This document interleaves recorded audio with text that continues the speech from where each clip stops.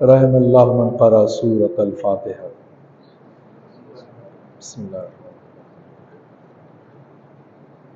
مالک یوم الدین صراط الذین انعمت علیہم۔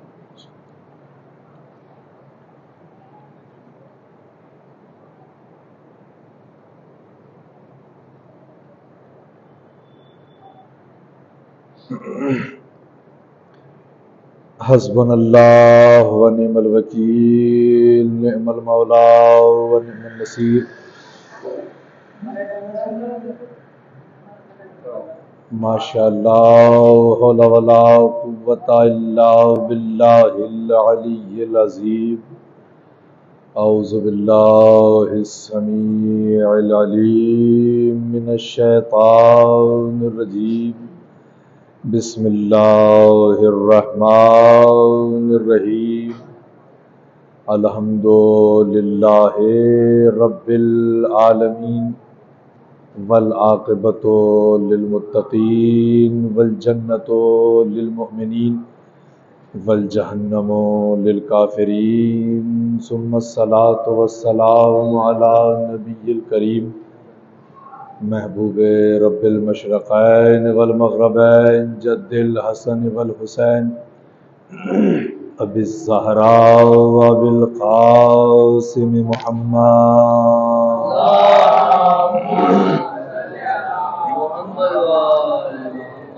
وعلی اہل بیتہ الطیبین الطاہرین المعصومین المظلومین المنتخبین المنتجبین، ولعنۃ اللہ علی اعدائہم ومنکر فضائلہم ومصائبہم وغاصب حقوقہم اجمعین من الآن الی قیام یوم الدین۔ اما بعد فقد قال اللہ حق سبحانہ وتعالی فی محکم کتابہ المجید والفرقان الحمید، وهو اصدق الصادقین، وقولہ الحق بالحق۔ بسم اللہ الرحمن الرحیم۔ قل لا اسألکم علیہ اجرا الا المودۃ فی القربى۔ صلوات پڑھیں گے۔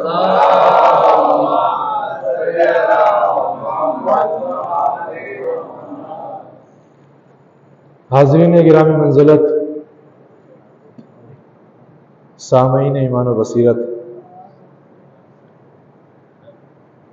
عشرہ محرم الحرام کی یہ دوسری مجلس اعزاء آپ حضرات کی ایمانی اور روحانی ضیافت کے فرائض انجام دیتے ہوئے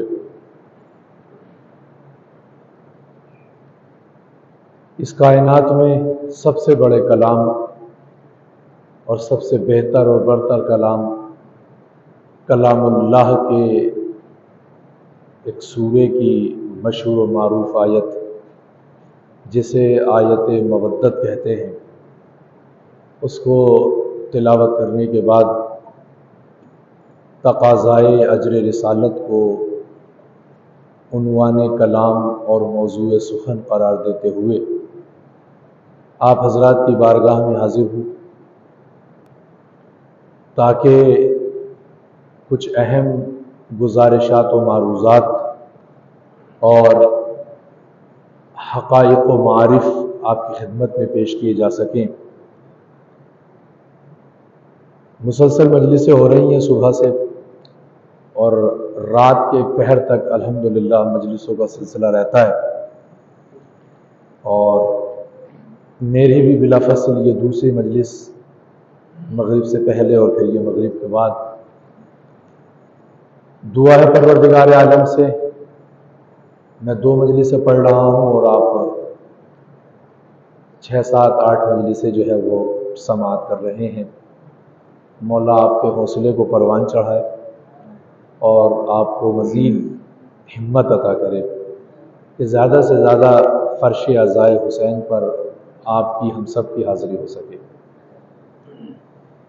چونکہ دامن وقت میں اتنی گنجائش نہیں ہے کہ بہت زیادہ تمہید جو ہے وہ بیان کی جائے، چونکہ اس کے بعد بھی میں سمجھتا ہوں شاید 2 مجلسیں، 1 مجلس ہے، تو اب یہ اپنے وقت سے تمام ہوگی تو پھر دوسری مجلس اپنے وقت سے شروع ہوگی، لہٰذا میں بڑی تیزی کے ساتھ اپنے بیان کو لے کے آگے چلوں گا، اتنی گزارش کے ساتھ کہ آپ میرا ساتھ دیں گے اس حد تک کہ اگر بات آپ کے اذہان عالیہ تک پہنچے اور سروں سے ہو کر نہیں، اگر دلوں سے ہو کر گزرے تو پھر اپنی آواز سے میری آواز کو ملا دیجیے گا۔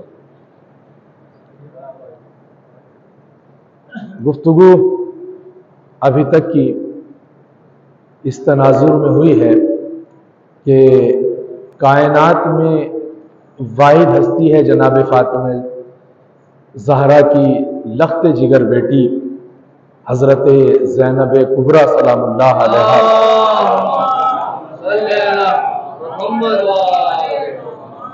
جن کے ذریعے یہ عزاداری ہم تک پہنچی ہے، اور امام حسین کا ذکر کرنے والی پہلی ذاکرہ اور خطیبہ کا نام زینب ہے۔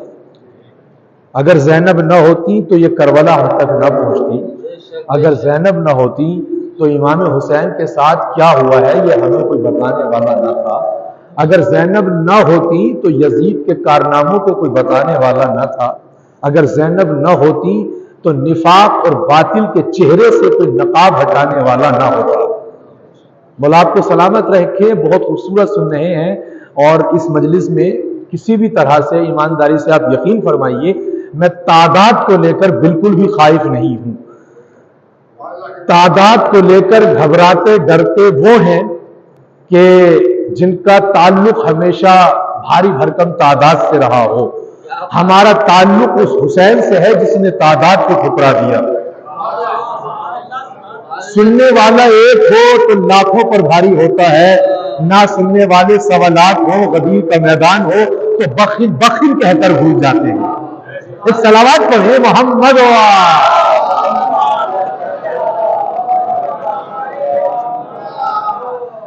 بھائی ڈاکٹر صاحب، بات ہے ذہنی استعداد کی کہ ذہنی طور پر، فکری طور پر، علمی طور پر کون کتنا بلند ہے۔ توجہ فرما رہے ہیں؟ الحمدللہ میرے سامنے جتنے لوگ بیٹھے ہوئے ہیں سب پڑھے لکھے ہیں، سب پڑھے لکھے لوگ میرے سامنے الحمدللہ۔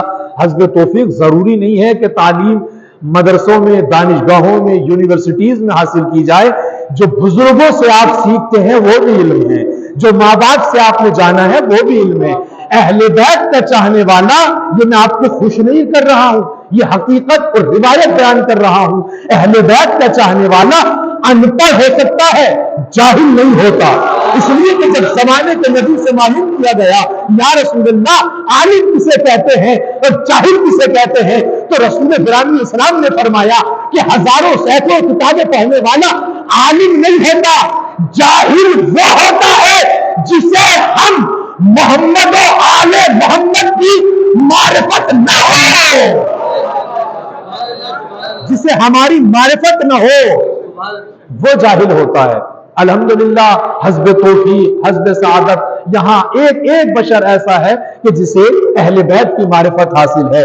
اب جس کا صرف جتنا ہوتا ہے اس کے دامن میں اتنی اہل بیت کی معرفت ہوتی ہے۔ عزیزان گرامی، جناب زینب کے حوالے سے گفتگو ہو رہی ہے، اس لیے کہ سب سے پہلے نام حسین پر فرش بچھانے والی ذات کا نام ہے زینب۔ میرا دل چاہتا ہے کہ آج میں پھر چند جملے جناب زینب کی بارگاہ میں عرض کر کے اپنی گفتگو کو آگے بڑھاؤں۔ زینب بڑی عظیم خاتون ہے، اور ایک لفظ جو میں آپ کے سامنے پیش کر رہا ہوں یہ مکمل تاریخ کا خلاصہ ہے۔ عزیزان گرامی، ایک لفظ میں مجلس ہے، اور اگر آپ مجھے اجازت دیں تو میں ایک جملے کے اوپر مکمل مجلس پڑھ سکتا ہوں۔ یہ منبر رسول ہے، یہاں سے علم کی خیرات ملتی ہے، یہاں سے فکر کی دولت ملتی ہے، یہاں سے سخن کی خیرات ملتی ہے۔ یہ بڑی عظیم جگہ ہے، یہ معجزے کی جگہ ہے، یہ ظاہراً منبر رسول ہے لیکن یہ منبر رسول معجزے کا مقام ہے، یہاں سے اعجاز سخن عطا ہوتا ہے۔ دیکھیں زینب کس بی بی کا نام ہے؟ زینب کس ذات کا نام ہے، زینب کس ہستی کا نام ہے. توجہ، خصوصی توجہ. جو حسین جیسے امام کو مشورہ عطا کرے اسے زینب کہتے ہیں. سلامت رہے آپ. چند لوگ بولے ہیں اور میں چاہتا ہوں کہ آخری فرق تک جہاں تک میری آواز جا رہی ہے اس لاؤڈ اسپیکر کے ذریعے آپ کی آواز نام جناب زینب سے بلند ہونی چاہیے. حسین جیسا امام جس کے مشورے کے بغیر قدم نہ بڑھائے اسے زینب کہتے ہیں. جناب زینب کو روایتوں میں شریکت الحسین کہا گیا ہے. شریکت الحسین یعنی جو حسین جیسے امام کے ایک ایک عمل میں، جو حسین کی امامت میں مشورت کی منزل میں شریک ہو اسے زینب کہتے ہیں. اب ایک جملہ میں پیش کروں اور اس جملے کے اوپر یہاں سے آواز سیدہ زینب کے مزار مقدس سیریا تک، شام تک جانی چاہیے. کائنات میں ایک بیوی ایسی ہے جس کا کوئی جواب نہیں، جس کی کوئی نظیر نہیں، جس کا کوئی ثانی نہیں، جس کا کوئی بدل نہیں، جس کا کوئی دوسرا نہیں. اور اس بیوی کا نام ہے نبی کی اکلوتی بیٹی، لختے جگر رسول حضرت فاطمہ الزہرا سلام اللہ علیہا.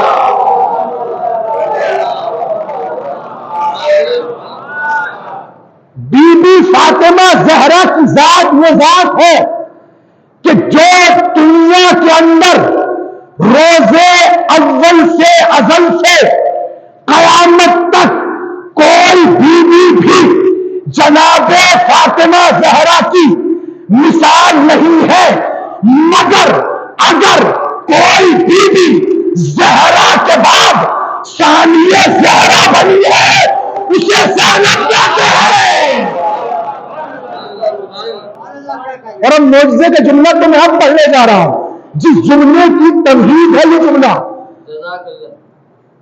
زہرا ایسی بیوی ہے کہ اگر تمام کائنات کی مستورات میں اگر کوئی بیوی زہرا کے بعد ثانیہ زہرا بننے کا حق رکھتی ہے تو وہ زینب کی ذات ہے.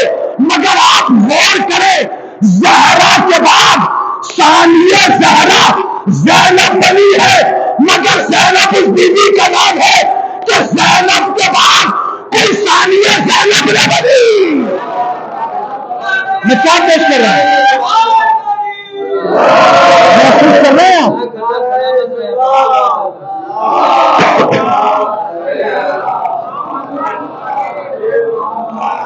زہرا کے بعد ثانیہ زہرا زینب تو ہے مگر اللہ اکبر کیا کہنے عظمت جناب زینب کے کہ زہرا جیسی بیوی جو سیدۃ النساء العالمین، تمام کائنات کی، تمام عالمین کی، عالمین کا مطلب یعنی 18,000 عالمین، 5 عالم، اتنے عالم.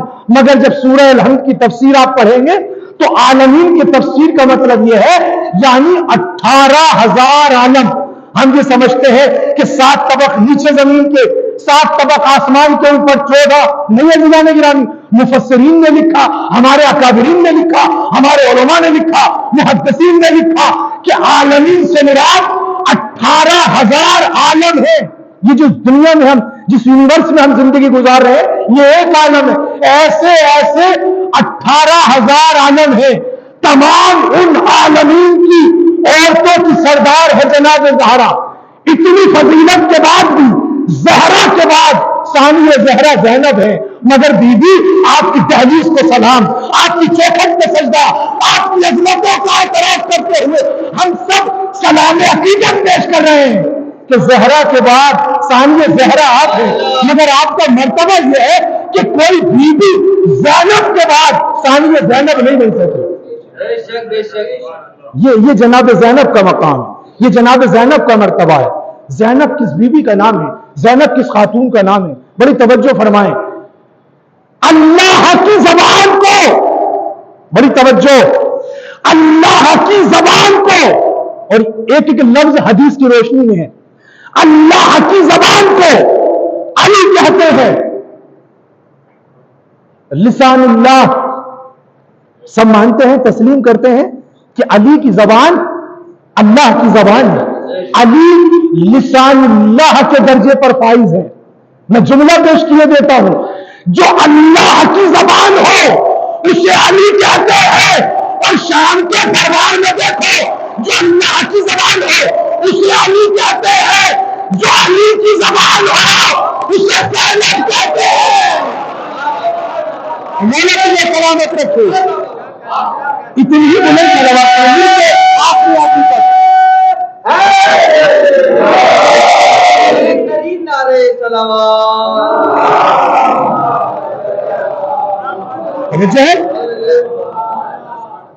جو اللہ کی زبان ہے اسے علی کہتے ہیں، جو علی کی زبان ہے اسے زینب کہتے ہیں۔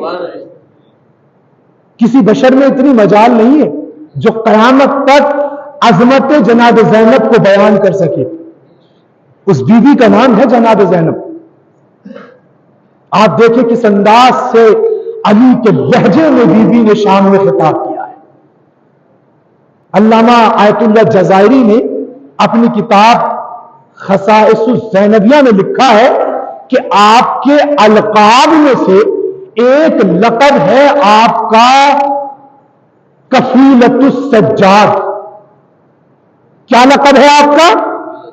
کفیلۃ السجاد۔ کفیلۃ السجاد کا مطلب سمجھتے ہیں؟ اپنے جوان اور چھوٹے بھائیوں کے لیے عرض کر رہا ہوں۔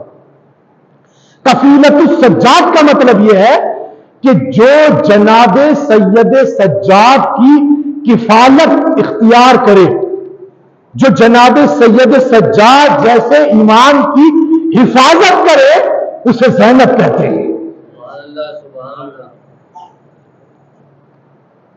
دو بیویاں ہیں، ایک ہے جناب مریم اور ایک ہے جناب آسیہ، جنہوں نے اپنے زمانے کے دو بڑے پیغمبروں کی پرورش کی۔ بڑی توجہ فرمائیے گا، اس لقب کو بیوی کے ذہن میں رکھتے ہوئے کفیلۃ السجاد یعنی سجاد کی حفاظت کرنے والی، سجاد کی کفالت کرنے والی بیوی کا نام ہے جناب زینب۔ جناب مریم نے جناب عیسیٰ کی، جناب آسیہ نے جناب موسیٰ کی۔ آپ دونوں بیویوں نے اپنے زمانے کے دو بڑے پیغمبروں کی حفاظت کی، دو بڑے پیغمبروں کی پرورش کی۔ جب دونوں کی پرورش کی، اب وہ قرآن کی آیتیں ہیں جن کا میں خلاصہ آپ کی خدمت میں پیش کر رہا ہوں کہ جب دونوں پیغمبروں کی ان دونوں مقدس بیویوں نے پرورش کی، پروان چڑھایا، کفالت کی، تو اللہ نے قرآن میں ان سے معلوم کیا کہ اے بیویوں، تم نے ہمارے بڑے عظیم اولو العزم پیغمبروں کی تم نے کفالت کی ہے، تم نے ذمہ داری برداشت کی ہے، بتاؤ تم صلے کے طور پہ، تم جزا کے طور پہ، تم اجر کے طور پہ ہم سے کیا چاہتی ہو؟ تو عزیزان گرامی، اللہ کا کلام گواہ ہے کہ دونوں بیویوں نے، جناب مریم نے بھی اور جناب آسیہ نے بھی ایک ہی ریکویسٹ، ایک ہی گزارش کی پروردگار سے، پروردگار ہم جنت میں گھر چاہتے ہیں، ہم جنت میں گھر چاہتے ہیں۔ اللہ نے کہا تم نے ہمارے پیغمبروں کی پرورش کی، ہمارے نبیوں کو تم نے پروان چڑھایا، جنت میں گھر یہ کون سی بڑی چیز ہے؟ اللہ نے دونوں بیویوں کو جنت میں گھر عطا کر دیا۔ اب بڑی توجہ فرمائیے گا، کفیلۃ السجاد ذہن میں رہے۔ کفیلۃ السجاد یعنی سجاد کی کفالت کرنے والی، سجاد کی حفاظت کرنے والی مریم اور آسیہ کو موسیٰ اور عیسیٰ کی پرورش پر اللہ نے گھر عطا کر دیا۔ کیا مجھے انصاف سے بتائے کہ جو موسیٰ اور عیسیٰ جیسے پیغمبروں کی کفالت کرے، حفاظت کرے، پرورش کرے، جب اللہ اسے اپنا گھر دے گا تو جو شخصیت، جو ذات فخر موسیٰ کے پروان چڑھے، فخر عیسیٰ کی پرورش کرے، اللہ اسے کیا نہیں دے گا؟ جناب ابو طالب سے سوال کیا، ابو طالب تم نے فخر موسیٰ محمد کو پالا، تم نے فخر عیسیٰ محمد کو پروان چڑھایا، بتاؤ چاہتے کیا ہو؟ عزیزان گرامی، کوئی تاریخ نہیں بتا سکتی کہ کہ جناب ابو طالب نے ایک لفظ بھی تاریخ کے تاول میں کہا ہو کہ محمد کی پرورش پر مجھے یہ چاہیے، محمد کی تربیت پر مجھے یہ چاہیے، تو اللہ نے کہا ٹھیک ہے، میں تصورات میں کہوں گا، اللہ نے کہا ٹھیک ہے۔ مریم اور آسیہ نے موسیٰ اور عیسیٰ کو پروان چڑھایا، انہوں نے گھر مانگا، ہم نے جنت میں گھر دے دیا، آنے دو 13 رجب، ابو طالب 13 رجب کو ہمارے گھر آنا، ہم گھر دے دیں گے۔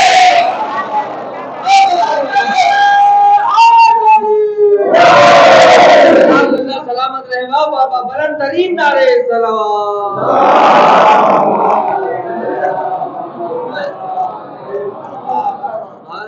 مریم اور آسیہ نے ہمارے پیغمبروں کو پروان چڑھایا، انہوں نے ہم سے جنت میں گھر مانگا، ہم نے جنت میں گھر دے دیا۔ ابو طالب تم نے فخر موسیٰ کو پروان چڑھایا ہے۔ ابو طالب سلام ہو جناب سرکار عمران، جناب ابو طالب کی ذات والا صفات کی۔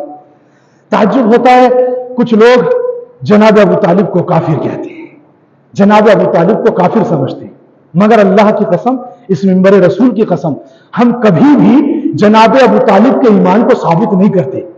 جملہ آہستہ سے کہوں گا اس گزارش کے ساتھ کہ آہستہ سے جملے کو سننا مت۔ ایمان ثابت اس کا کیا جائے جو بے ایمان ہو، ایمان ثابت اس کا کیا جائے جو بے ایمان ہو، جس کے صدقے میں مسلمانوں کا ایمان پروان چڑھے اسے ابو طالب کہتے ہیں۔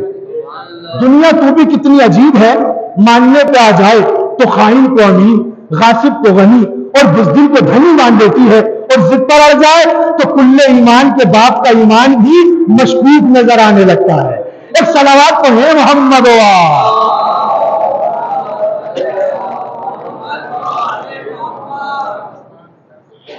تو کفیلت السجاد ہے جناب زینب۔ اگر جس دور میں جناب زینب تھی، اب بڑی توجہ، جس دور میں جناب زینب تھی، اگر اس دور میں مریم اور آسیہ جنہوں نے موسیٰ کی تربیت کی، جنہوں نے موسیٰ کو پروان چڑھایا، اگر اس دور میں جس دور میں جناب زینب تھی، اگر مریم اور آسیہ بھی ہوتی، بڑی توجہ، خصوصی توجہ، خصوصی التفات، جس دور میں، جملے کو بھی سمجھیے، جس دور میں جناب زینب تھی، اگر اس دور میں مریم بھی ہوتی، آسیہ بھی ہوتی، تو سجاد کی حفاظت کی ذمہ داری زینب کو دی جاتی، نہ مریم کو ملتی، نہ آسیہ کو ملتی۔ وجہ بہت بڑی ہے، ان دونوں بیویوں میں نہ کسی کا باپ علی ہے، نہ کسی کی ماں فاطمہ زہرا ہے۔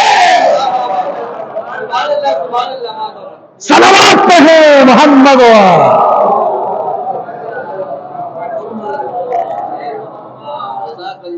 اگر جناب زینب کے زمانے میں بھی یہ بیویاں ہوتی نا، جنہوں نے موسیٰ جیسے پیغمبر کو پروان چڑھایا، جنہوں نے عیسیٰ جیسے پیغمبر کی تربیت کی، اگر یہ بیویاں بھی جناب زینب کے زمانے میں ہوتی تو جناب زینب پہ سبقت نہ کر پاتی، اس لیے کہ زینب کے علاوہ کسی کا باپ علی نہیں ہے، اور زینب کے علاوہ کسی کی ماں فاطمہ زہرا نہیں۔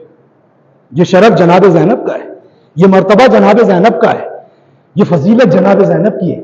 کوئی خاتون بی بی فاطمہ زہرا کے بعد جناب زینب کے کمال کو نہیں پہنچ سکتا۔ عظیم بیوی کا نام ہے جناب زینب۔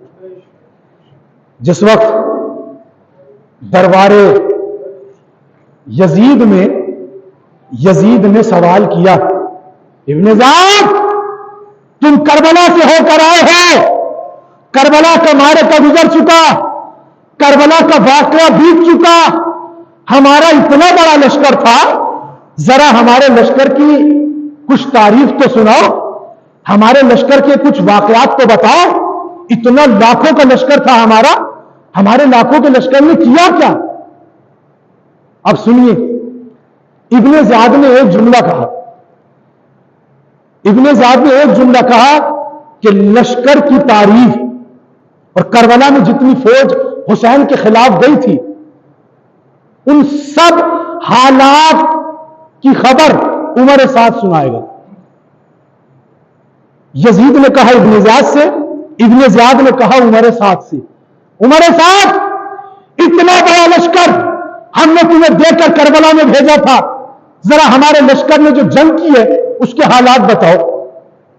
عمر سعد نے دبی سی آواز میں کہا ابن زیاد بہت بڑا لشکر تھا اور ہمارا اتنا بڑا لشکر تھا کہ حسین کے کل 72 افراد تھے، حسین کے کل 72 افراد تھے اور ہم نے ان 72 میں سے ایک ایک کو قتل کر دیا، ان میں سے ہم نے ایک ایک کو قتل کر دیا۔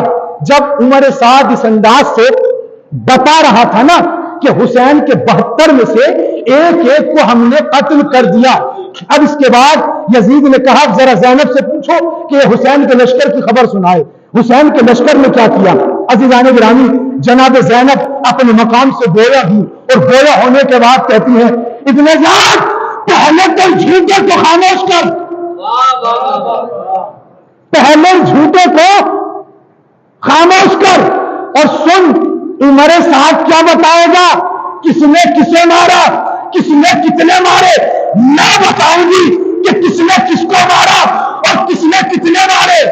ابن زیاد ارے تو دربار میں بیٹھا ہے، تجھے کیا پتا کہ دربار میں بیٹھا ہے، میرا بھائی حسین میدان میں تھا، تو دربار میں بیٹھا ہے، تجھے کیا خبر، میرا بھائی تو میدان میں تھا، میں بتاؤں گی، میں درباروں سے ہوتی ہوئی آئی ہوں، میں بازاروں سے ہوتی ہوئی آئی ہوں، میں میدانوں سے ہوتی ہوئی آئی ہوں، بس ایک جملہ پڑھنا ہوتا ہے، ایک ایسا جملہ کہ جس نے یزیدیت کے رخسار پر تماشا مارا۔ جناب زینب کہتی ہے ابن زیاد یزید عمر سعد بتا رہا ہے کہ تمہارے لاکھوں تھے، تمہارے لاکھوں تھے، تمہارا بہت بڑا لشکر تھا، بہت بڑا لشکر گیا تھا، مگر مجھے اتنا تو بتاؤ کہ بچ کر کتنے واپس آئے تھے۔ صلوات پڑھے محمد۔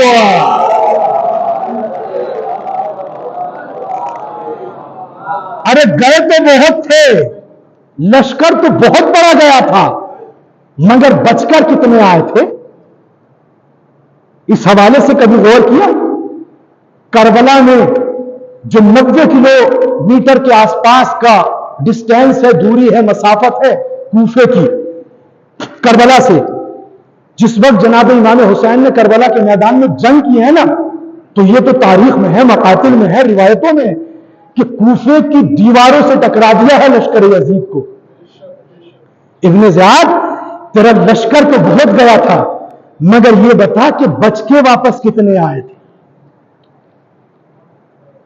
امام حسین کا جواب نہیں، جناب زینب کا جواب نہیں۔ زینب اس بی بی کا نام ہے جو دشمن کے گھر میں ہو کر، جو دشمن کے گھر میں ہو کر، دشمن کے رخسار پر، دشمن کی زبان پر اپنے خطبوں کے ذریعے، اپنے جملوں کے ذریعے ایسا تعزیانہ لگائے کہ یزید جیسے باقی کو ہمیشہ کے لیے زندہ کر دے۔ اس بی بی کا نام ہے جناب زینب۔ جناب زینب کی صفت یہ ہے کہ آپ کی زبان ویسے حملہ کرتی تھی اور ویسے چلتی تھی جیسے علی کی ذوالفقار میدان میں چلتی تھی۔ یہ میں اپنا جملہ نہیں پڑھ رہا ہوں، آیت اللہ جزائری کا یہ جملہ ہے۔ انہوں نے کہا کہ کیسے پتا چلے کہ علی کی گفتار، زینب کی گفتار علی کی تلوار کی طرح چلتی تھی، زینب کی گفتار علی کی تلوار کی طرح چلتی تھی۔ انہوں نے کہا کہ علی کی تلوار کا کمال یہ تھا کہ جب علی کی تلوار چلتی تھی، جب علی کی تلوار چلتی تھی تو حملہ کرنے کے بعد جب تک جسم ہلتا نہ تھا معلوم نہیں ہوتا تھا قتل ہوا ہے یا نہیں ہوا ہے۔ ہوا چلی، جسم ہلا، 2 ٹکڑے گرے، ایک ادھر گرا، ایک ادھر گیا، پتا چلا علی کا حملہ کامیاب ہو گیا۔ زینب کی بھی یہی خوبی تھی، زینب کی خوبی کا پتا نہ چلتا، پتا اس وقت چلا جب زینب کے خطبہ کے بعد معاویہ ابن یزید، یزید کا بیٹا معاویہ ارے دربار میں آیا، تخت پر آیا اور اس نے تخت حکومت کو کھول کر مار کر کہا یہ میرا حق نہیں ہے، یہ اہل بیت کا حق ہے. پتہ چلا زینب کا حملہ فقط یزید تک نہیں تھا، اس کی نسلوں تک تھا. صلوات پڑھ دیں. ایک اور بلندر صلوات.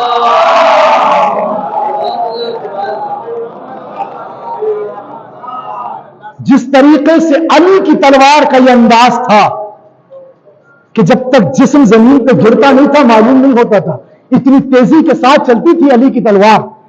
یہی انداز تھا جناب زینب کے کلام کا، یہی انداز تھا جناب زینب کی گفتار کا، یہی انداز تھا جناب زینب کے خطبات کا کہ آپ زبان سے، اپنی گفتار سے، اپنے خطبات سے، اپنے کلمات سے وہ حملہ اور وہ وار کر دیا کرتی تھی کہ دشمن کو خبر بھی نہ ہوتی تھی کہ زینب نے کیا کر دیا.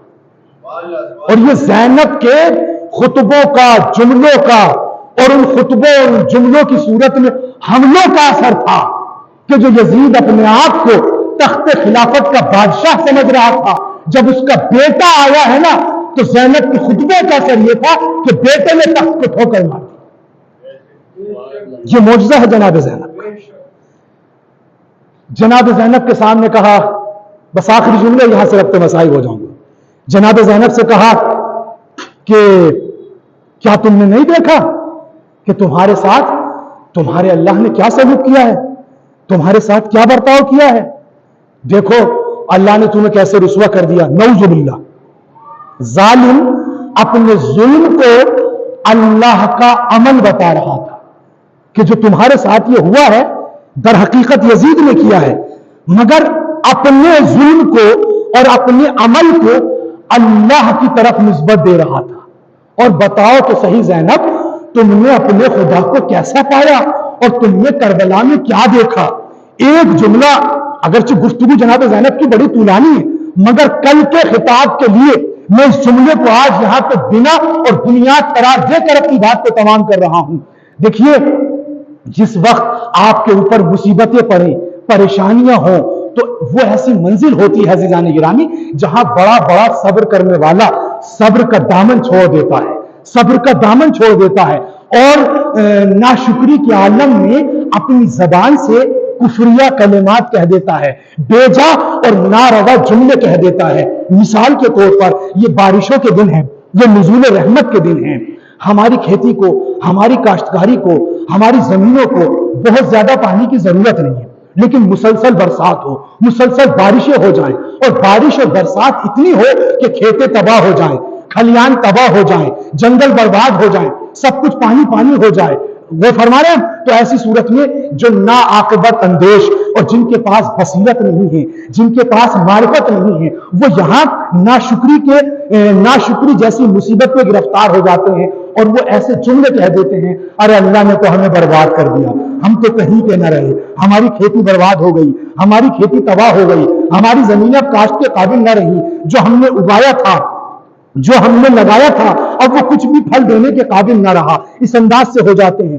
جب انسان کو اوپر مصیبت ہوتی ہے تب اس کا یہ انداز ہوتا ہے. آپ سوچیں جناب زینب کربلا سے آ رہی ہیں، کیسی کیسی مصیبتیں جناب زینب کے اوپر پڑی ہیں. بھئی توجہ فرمائیے گا، ابھی آخری جملہ ہے اور فضائل کی منزل ہے، میں مسائل پہ ابھی نہیں پہنچا ہوں. اس جملے کی اجازت کے ساتھ آپ دیکھیں تو صحیح جناب زینب کیسے کیسے مسائل برداشت کرتے آ رہی ہیں. علی اکبر کے سینے کی برچی آپ کے سامنے نکلی. بس سنیے گا، مسائل کی منزل نہیں ہے. کیسے کیسے کون سی مصیبت میں بیان کروں کربلا کی، کیسی کیسی شہادتیں. 72 قدم کے فاصلے سے بھیا کا گلا قلم ہوتے ہوئے آپ نے دیکھا، سر کٹتے ہوئے دیکھا، سب کچھ آپ نے دیکھا. بے ردائی، خیموں کو جلنا، تماچے لگنا، گوشوارے چھلنا، سب کچھ آپ نے دیکھا.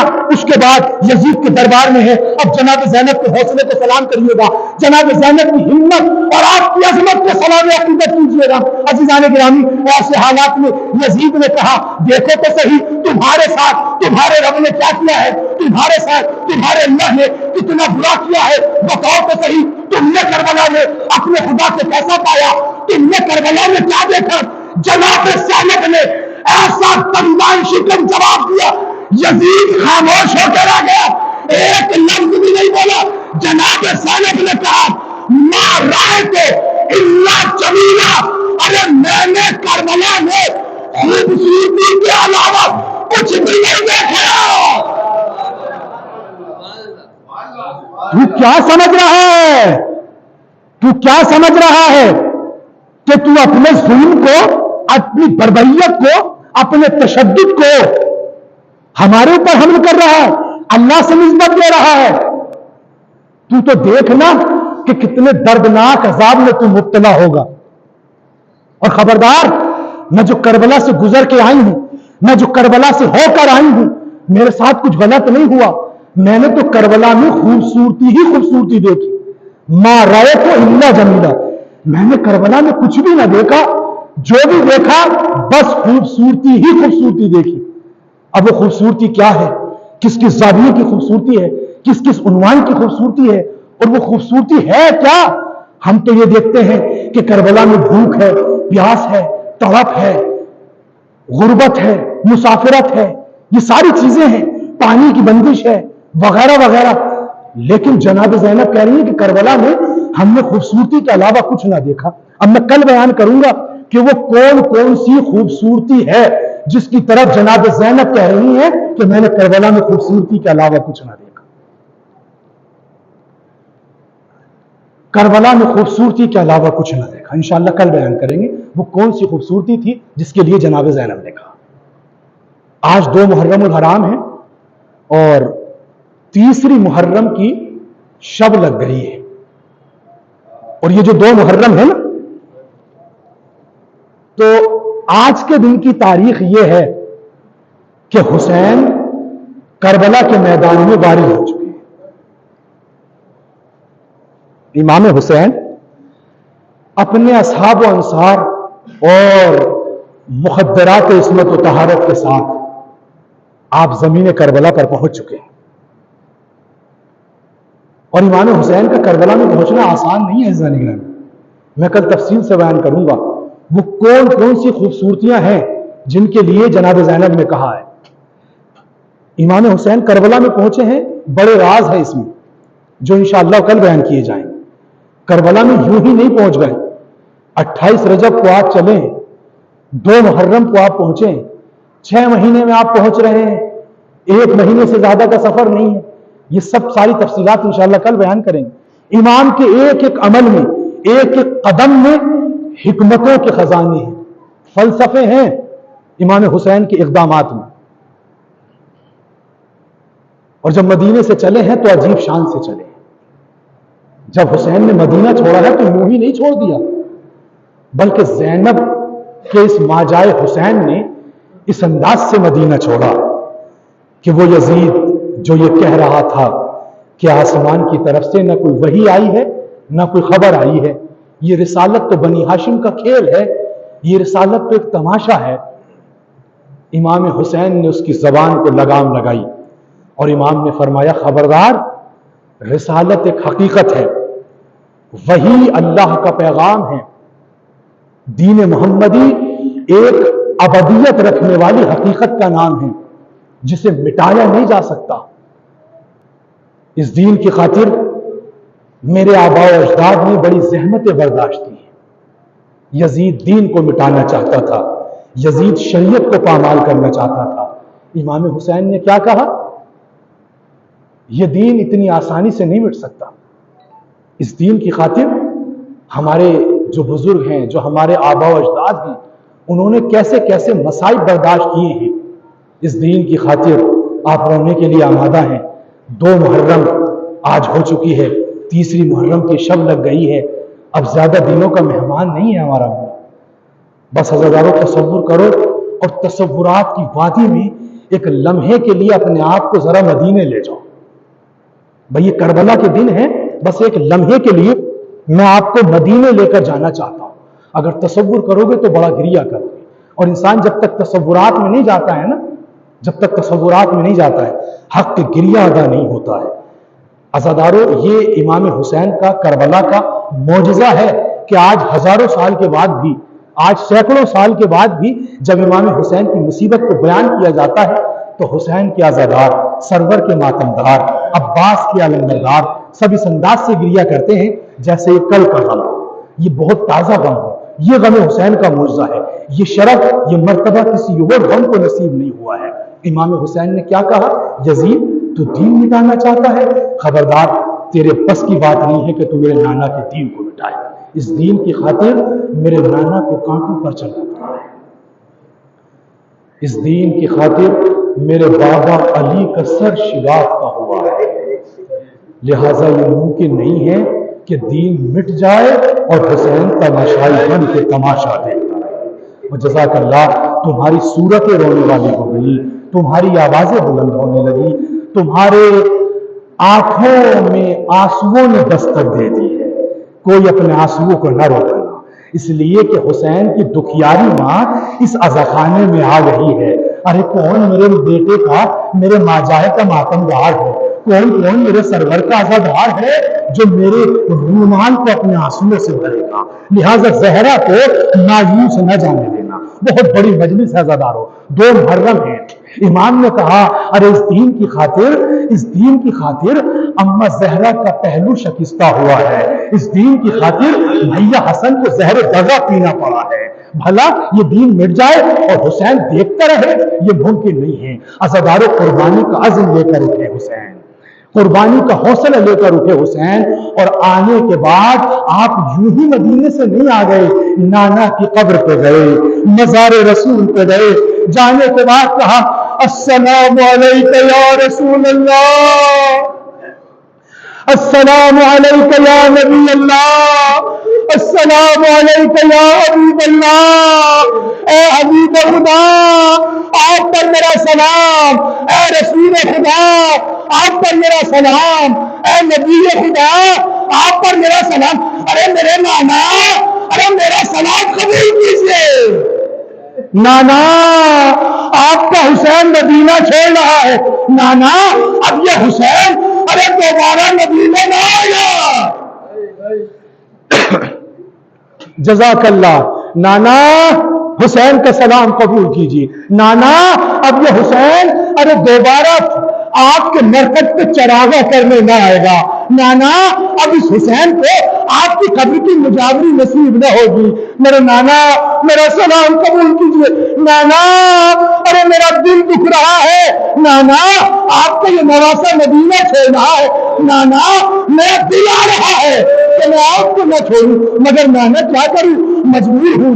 ارے دشمن یزید تمہارے دین کو مٹانا چاہتا ہے، نانا مگر میں دین نہ مٹنے دوں گا، نانا میں ساری قربانیاں پیش کر دوں گا مگر آپ کی شریعت کو پامال نہ ہونے دوں گا۔ اور مولا تمہیں سلامت رکھے، مولا تمہارے دلیے کو سلامت رکھے، کوئی غم نہ دے سوائے غم حسین کے۔ اللہ اکبر، اجرکم عند اللہ۔ عزادارو، امام حسین نانا کی قبر سے لپٹنے کے بعد گفتگو کر رہے ہیں، نانا سے فریاد کر رہے ہیں۔ ایک مرتبہ قبر رسول سے آواز آئی، میرے حسین ارے تو مدینہ چھوڑ رہا ہے تو ہمارا بھی دل دکھ رہا ہے، مگر میرے بیٹے حسین یہ بڑی مصیبت کا وقت ہے کہ دین پر وقت آ گیا ہے۔ میرے بیٹا جاؤ، اٹھو، قربانی کا عزم لے کر اٹھو، اپنے نانا کی شریعت کو بچاؤ، اپنے نانا کے دین کو بچاؤ۔ ہاں میرے حسین، اب جب تم جا رہے ہو نا تو ایسے نہ جانا، تنہا نہ جانا۔ کل میں مباہلے میں اسلام کی حفاظت کے لیے گیا تھا تو تنہا نہ گیا تھا، آج جب تم کربلا دین بچانے جا رہے ہو تو تنہا نہ جانا، تنہا نہ جانا، نانا کے انداز سے جانا، مباہلے کی شان سے جانا۔ کون سی شان تھی مباہلے کی؟ سن سکے گے عزادارو؟ عزادار رسول فرماتے ہیں میرے حسین کل جب میں مباہلے میں اسلام کی حفاظت کے لیے، اسلام کی نصرت کے لیے گیا تھا تو میرے جانے کا اہتمام یہ تھا کہ میں خود گیا تھا، لہذا تم بھی تنہا نہ جانا۔ ارے میری جگہ، میری شبیہ، میری شکل والے علی اکبر کو لانا۔ اور جزاک اللہ، جزاک اللہ زبارو، میری جگہ میری شبیہ علی اکبر کو لینا تاکہ مسلمانوں کو پتہ چل جائے حسین بھی محمد کا کچھ لگتا ہے۔ میرے ہم شکل کو لینا، میری شبیہ کو لینا۔ اور حادث حسین میرے پیچھے تمہاری ماں زہرا تھی مباہلے میں، لہذا تم جب کربلا جا رہے ہو تو تنہا نہ جانا۔ ارے زہرا کی جگہ ثانیہ زہرا زینب کو لے لینا۔ آہا جزاک اللہ خدا نوازے پر رحمت نازل کرے. کوئی غم نہ دے سوائے غم حسین کے. اور ہاں بیٹے حسین زہرا کے پیچھے علی تھے, لہذا علی کی شکل والے عباس کو بھی لے لینا. آخری جملے عزادارو, آخری جملے امام حسین سے رسول اللہ فرماتے ہیں, اور ہاں بیٹا میں جب گیا تھا نا مباہلے میں, میری انگلی پکڑے ہوئے, ارے تمہارا بھیا حسن تھا, لہذا تم جب کربلا جا رہے ہو تو حسن کی نشانی ارے قاسم کو بھی لے لینا. حسن کی نشانی قاسم کو بھی لے لینا. اور ہاں بیٹے بس آخری جملہ زدارو, مجلس تمام ہو رہی ہے, بیٹا حسین ارے مباہلے میں میری آغوش میں تم تھے, لہذا تم اپنی آغوش میں علی اصغر کو لے لینا, اس لیے کہ علی اصغر ہی ہوگا جس کا دین کھا کر مسکرانا ہمیشہ کے لیے اسلام کو بخشوا دے گا, اسلام کو فتح نصیب کرائے گا. حسین گئے اپنے نانا کی شان سے گئے, ایک ایک قربانی پیش کی, مگر نانا کی شریعت کو بچا لیا, نبی کے دین کو بچا لیا. اللہ لعنت اللہ علی القوم الظالمین وسيعلم الذين ظلموا ایام منقلب ينقلبون. الہی بحق زہرا ابیہا وبعلہا وبنوہا بار لہا تجھے محمد والے محمد کا واسطہ. میرے معبود عزاداروں کی آنکھوں میں آنسو ہیں, دعاؤں کی قبولیت کا وقت بہترین یہی ہے. پروردگار عالم یہاں جتنے بھی عزادار سرور کے ماتمدار عباس کے علمبردار تشریف فرما ہے, سب کی نیک دلی حاجات تمنا و دلی آرزوؤں کو پورا کرو. معبود ہمیں ہمیشہ فرش عزائے حسین کو بچھانے کی توفیق عطا فرما. میرے معبود ہم سب کی عزاداری کو قبول فرما. میرے معبود ہمارے آنسوؤں کو رومال جناب زہرا میں اعلیٰ مقام عطا فرما. میرے معبود ہمیں زندگی میں زیارت حسین اور آخرت میں شفاعت حسین عطا فرما. معبود سب سے بڑی اور آخری دعا فرزند زہرا منتقم خون حسین حضرت امام زمانہ کے ظہور و تعجیل فرما. ہم سب کو ایمان کے مددگاروں میں شمار فرما. ربنا تقبل منا انکا انت السمیع العلیم.